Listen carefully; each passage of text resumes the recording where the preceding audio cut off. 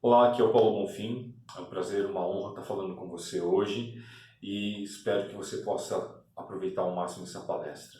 O tema da nossa palestra é A quem muito foi dado, muito será cobrado. Está aqui no capítulo 18, 18 do Evangelho segundo o Espiritismo. E esse tema é muito relevante, né? Eu confesso que eu também peguei ele da Parábolas e Ensinos de Jesus, do Caio Barchutel, e é um tema que vem de encontro com os tempos nos quais nós vivemos, né? Nós vivemos num tempo em que nós temos uma grande quantidade de informação. A informação antigamente era uma coisa muito limitada, né? A gente pode dizer isso, né? Tanto a parte acadêmica quanto a parte religiosa, isso estava muito nas mãos, né? Ou você era uma pessoa que estava ligada profundamente à igreja para você ter acesso à informação da religião, ou você era um profeta, como era Jesus, que não foi alguém que viveu dentro de uma igreja, mas que tinha todo, né, o entendimento, João Batista e por aí vai. Ou então, assim, quando para a parte mundana, para você ter acesso, você tinha que ir para faculdades. Quanto maior a instituição que você fosse, etc., mais acesso à informação você tem. E o que nós vemos, né, até comparando com essa coisa de Jesus, né, a existência de Jesus, o fato dele saber, o fato dos profetas saberem, é que a informação está nesses lugares. Então, a informação está nos livros, está nas escrituras, naquilo que já foi levantado, catalogado pelo homem. Ali está a informação, mas a sabedoria, o saber como fazer, o saber como usar, isso é uma outra coisa. É uma outra coisa. E o que nós vemos hoje é que nós vivemos numa era de abundância de informação, mas não necessariamente uma era de abundância de sabedoria. Principalmente quando se fala na questão prática das coisas, quando nós falamos na prática. Será que nós estamos vivendo tudo aquilo que nós estamos sabendo? Agora a gente começa a complicar um pouco as coisas. Então, vamos lá. O meu pai, ele, por exemplo, né, meu pai começou a fumar numa época em que meu pai e minha mãe começaram a fumar numa época em que cigarro, o que o cigarro representava? Charme, chique, elegante. Acender um cigarro, fumar. Qual o máximo mal que vai fazer? O máximo mal vai ser você não saber fumar direito, não saber segurar o cigarro direito, você vai ficar meio mal na turminha, né? Porque você é daquele jeito. As pessoas não entendiam o mal de verdade que o cigarro está aliado com relação a... Não sabiam naquela época que viciava, que trazia tantos problemas de saúde, né? Não tinha uma certeza, não tinha uma clareza com relação a esse tipo de informação. Hoje em dia nós sabemos claramente, o cigarro ele contém uma série de produtos na sua composição que tornam ele altamente viciante e ele faz um mal terrível para a saúde de quem fuma e de quem convive com quem fuma, além da questão financeira também, que gera uma série de gastos. E ainda hoje, pasmem, existe muita gente que ou continua fumando ou que começa a fumar, apesar de ter a informação. E a gente vai falar assim, puxa vida, Paulo, é surpreendente mesmo, não é? Que ainda tem pessoas que fumem, é surpreendente. Ainda pessoas que bebam de forma excessiva, que não bebam com medição, que não saibam usar só para um momento de brindar, de celebrar, mas que use diariamente ou até como remédio. É, sim, é verdade, é horrível. Pessoas que se viciam em drogas, etc. É ruim, péssimo. Pessoas que se viciam em pornografia. Oi?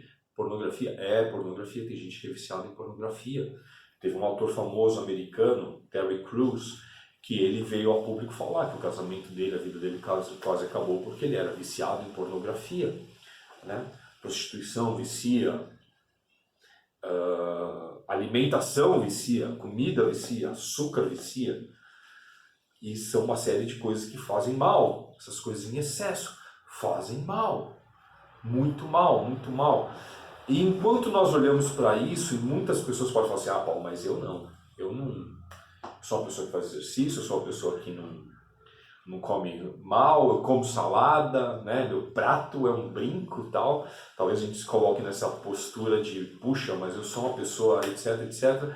E aí vem a questão da sanidade dos hábitos e dos vícios mentais, espirituais. Como que tá a sua mente quando se trata de orgulho, de egoísmo, de vaidade, de gula, de maledicência, de mau humor? Tem gente que é viciada em ser mal-humorado. Eu morei na Inglaterra um tempo e tinha campanhas falando sobre isso. Aqui no Brasil não tem esse problema, não tem? Chega num escritório, né, isso aí os bem-humorados de plantão vão saber muito bem. Chega no escritório às 8h30 da manhã cantando e senta na tua mesa pra você ver se não toma umas pedradas do pessoal do lado. Ô, tá louco? Nem acordamos ainda? Tem gente que é viciada em mau humor. Tem gente que é viciada em maledicência. E apesar de saber o mal disso tudo, apesar de saber o quão mal gera esse mau humor, quão mal gera para a própria pessoa, para as pessoas que estão em volta, as pessoas continuam. Nós não vivemos no tempo da ignorância, nós vivemos num tempo de informação. De informação, que ao mesmo tempo também é um tempo de desinformação. Tem gente que falando uma coisa, tem gente falando outra. Paulo, como saber a verdade, né? Como eu me precaver, como eu não me deixar enganar? Kardec tinha Eu recomendo muito, muito. Se você nunca leu o Livro dos Médiuns, leia o Livro dos Médiuns, é um livro maravilhoso. Kardec fala muito a respeito da humildade, muito, muito, muito. Ele mesmo uma hora fala assim, eu sei que eu estou falando demais, mas vocês precisam entender que é fundamental se manter humilde para poder fazer esse trabalho. E principalmente o Kardec ele aponta a questão de como garantir se uma informação é falsa ou verdadeira, se ela faz sentido ou não faz sentido, se ela é confiável ou não. E uma das coisas que ele fala é assim, veja se há muitas fontes apontando para a mesma informação, fontes de local diferente. Então, na época, eles estavam testando as pessoas que traziam mensagens mediúnicas. Então tinha um que falava assim, olha, isso aqui é bom, isso é bom. Aí outro vinha e falava, não, isso é mal, isso talvez, isso não sei o quê. Quando estava muito conflitante, falava assim, olha, a gente não tem clareza a respeito desse assunto.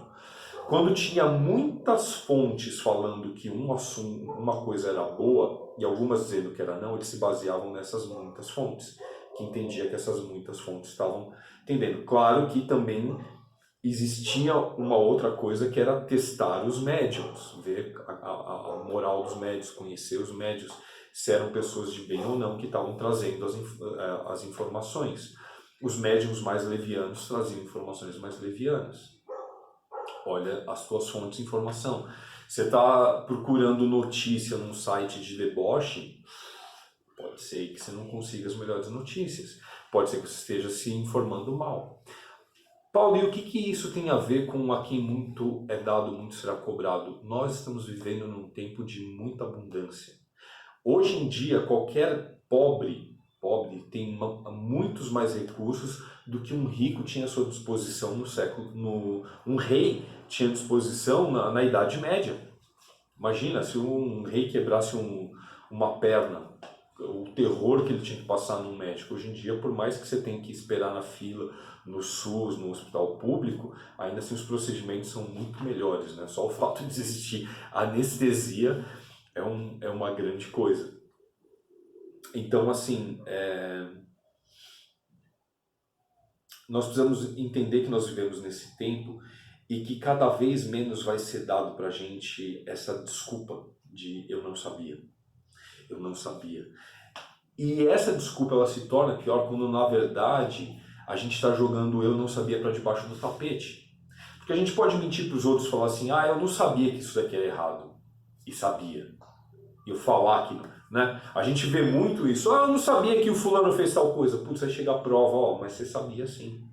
Para a justiça terrena, né? Essa coisa só vem à tona quando, né, alguém traz uma prova, traz uma evidência. Mas para a justiça divina, tem jeito. A gente não tem como mentir. Porque a justiça divina não é Deus ali, ó, o tempo inteiro com uma arma atrás de você, te perseguindo, querendo saber o que você faz para te pegar no pulo. Não! A justiça divina está dentro de nós, se chama consciência. Quando nós nos enganamos, quando nós dizemos que não sabemos, que não sabíamos, que não foi sem querer, etc. E quando no fundo não foi, quando no fundo a gente sabia, ou quando a gente não quis saber, olha, mas veja essa informação, você não quero saber isso não, eu quero seguir aqui. Como que a gente vai justificar lá na frente isso?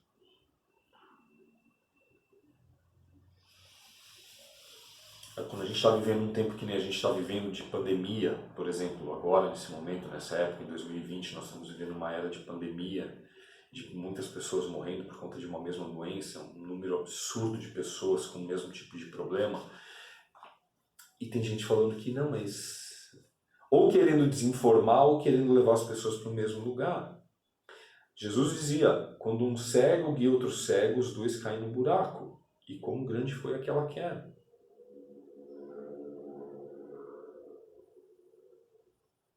Se você sabe que um cara é cego, por que você vai usar ele como teu guia? Não desmerecendo de forma nenhuma os que têm dificuldade, têm uma deficiência visual. Não é isso que eu estou falando. Eu estou falando de uma cegueira que é a verdadeira, pior cegueira. Né? Eu conhecia pessoas que não enxergam, mas que têm uma clareza de mente, né? Que só tem a visão ali. Agora tem gente que tem os dois olhos funcionando muito bem, mas não vê o que está na frente. Não quer ver, fecha os olhos. Isso é a cegueira de verdade. E essa é a cegueira de verdade, a pior cegueira. E o pior é quando a gente fala assim, não, é esse cara que eu quero seguir, é esse tipo de coisa que eu quero fazer, é esse modelo que eu vou copiar para mim. Jesus dizia, saiba a verdade te libertará. E nós estamos nos escravizando, nos permitindo escravizar por pessoas que não querem saber da verdade, nós estamos desconjurando a verdade. Nós estamos ficando bravos com o mensageiro. Por que mataram Jesus? Por que mataram Sócrates? Por que mataram tantos profetas? Porque eles vinham trazer a verdade. A verdade não é o que a gente quer muitas vezes. A verdade é o que é.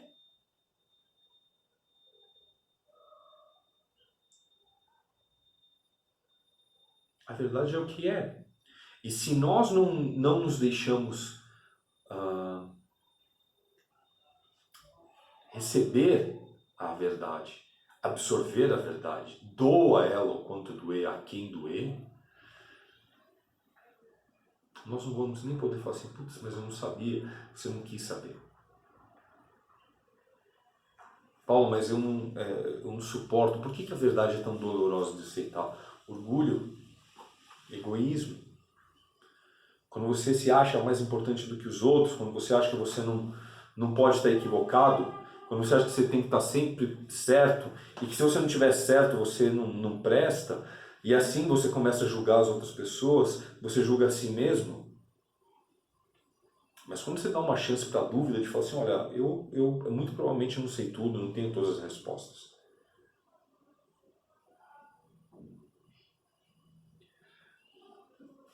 E outra coisa que a gente tem que ser sincero, O certo é certo mesmo que ninguém esteja fazendo, e o errado é errado mesmo que todos estejam fazendo. Quando eu comecei a dar palestra, eu me vi no seguinte sinuca de bico, tá? Quero falar para vocês isso nesse momento, que é muito importante para você entender esse outro ponto que eu vou falar. Quando eu comecei a dar palestra, eu me vi no seguinte dilema. Olha só. A André de Mauro, que foi quem me deu a primeira aula de como ser um palestrante espírita, foi um treinamento para dar palestra espírita, e ela falou, Paulo, né, falou para todos, vocês têm que, não basta subir aqui no palco, falar bonito, vocês têm que procurar ser cada vez melhores, para honrar o que vocês estão vindo falar aqui, para cada vez vocês serem mais convincentes e para vocês cada vez serem pessoas melhores. Vocês vão ser melhores palestrantes quanto melhor pessoa vocês forem. Uau, eu acreditei nisso, eu acredito até hoje nisso. Mas quando eu fui começar a estudar, porque eu resolvi estudar fortemente o Evangelho para entender a moral, para eu me tornar essa pessoa melhor, e eu ia comparando tudo que eu estava lendo e tudo que eu estava vivendo no meu dia a dia, eu estava vendo assim, cara, eu tô perdendo isso aqui. Eu não sou esse cara. sou. Eu tinha, a meu ver na época, duas opções. Olha que interessante, tinha duas opções. Eu podia A, mentir, e aquilo que não era muito importante, aquilo que eu não fazia, aquilo que eu não conseguia fazer, eu não falava a respeito ou colocava como uma coisa para baixo. Isso aí não tem muita importância. Ou duas, eu desistia. Para ser sincero, a primeira eu nem parei muito tempo.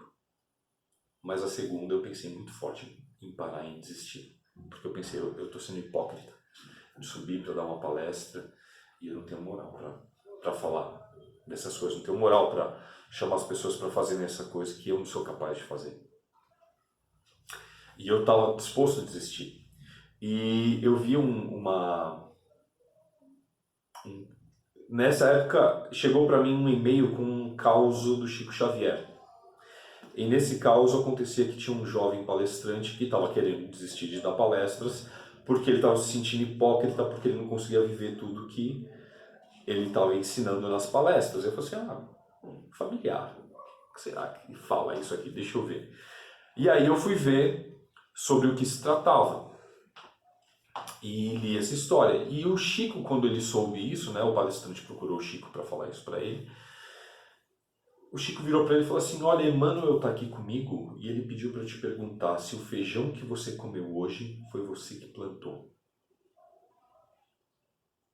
O jovem palestrante não entendeu direito, mas ele falou assim, não, Chico, não fui eu que plantei o feijão que eu comi hoje. E o Chico respondeu, então você continua dando as suas palestras que alguém vai se servir das suas palavras. E eu resolvi continuar. Só que não como foi da primeira vez de não falar. A gente tem que falar das coisas que são doloridas pra gente, que a gente não consegue, Eu tenho que falar daquilo que eu não consigo fazer ainda. Então, quando eu vou falar sobre paciência, eu sou o primeiro a dizer, cara, eu sou um cara que eu sou impaciente. Para mim é difícil, quando minha filha grita comigo, me pergunta um monte de vezes a mesma coisa, eu manter a calma. Eu não tenho essa calma. E eu sei como é difícil. Mas ter paciência é importante, é fundamental. Quando eu consigo ser paciente com a minha filha, eu fico feliz. Quando eu não consigo, eu fico triste. Quando eu não sou paciente com um cliente, com um amigo, com a minha esposa, eu vejo o quanto isso é ruim. E ao contrário, quando eu consigo ser, eu vejo o quão bom isso é. Então, Jesus ensinou que a paciência é importante. Então, não importa se eu tenho ou se eu não tenho. Importa que se você tiver, você vai ser feliz. Como eu sei que isso é verdade. Então, eu recomendo isso. Quando eu falo sobre perdão, se você falar, Paulo, você perdoa todo mundo? Não consigo perdoar todo mundo, mas se você falar assim, pô Paulo, se você não consegue perdoar, por que eu vou perdoar? Porque não sou eu que você tem que seguir de exemplo, não sou eu o modelo para a tua vida, não sou eu a pessoa que foi recomendada pelos espíritos de luz para ter como exemplo. Quando o Kardec pergunta quem é o exemplo, quem é a pessoa que nós devemos seguir como exemplo moral, os espíritos responderam, é Jesus.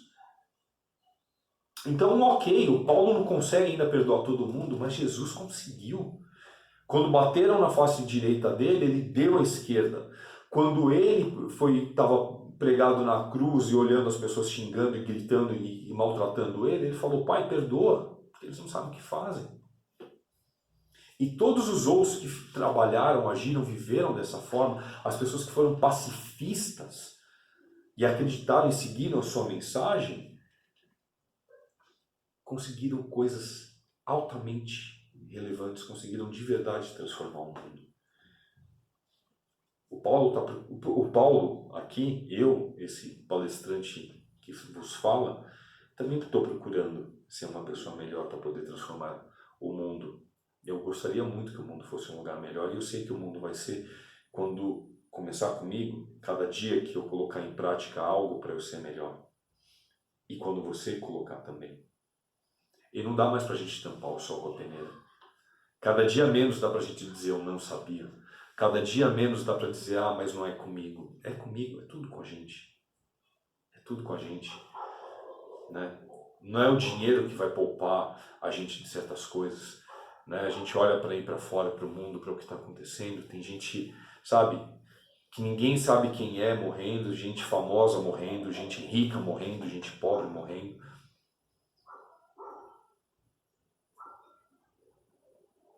E o que a gente pode fazer?